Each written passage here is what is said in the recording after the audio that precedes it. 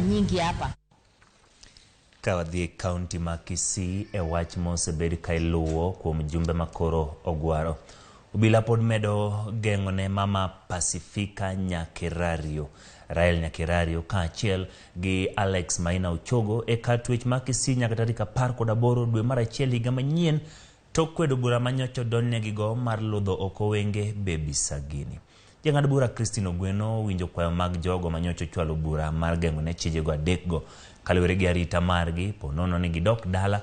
Ka burano nyaka sani oseywayo riwruoge kaka mano mar Okinde LSK bad migawo mochung'ne weche nyithindo kaachiel gi kanisa mar Sitam.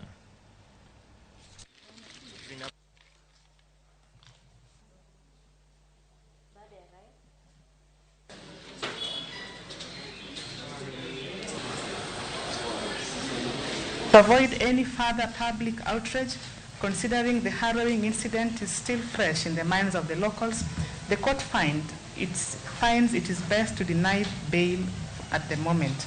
The security of the nation, which includes the local communities, the victim's family, and that of the accused persons themselves, are key considerations to be made under the Kenya Judiciary's bail and bond policy guidelines of March 2015.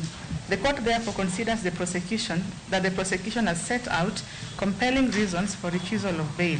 The court especially considers that the accused persons are safer being in remand owing to public outrage, which may endanger their safety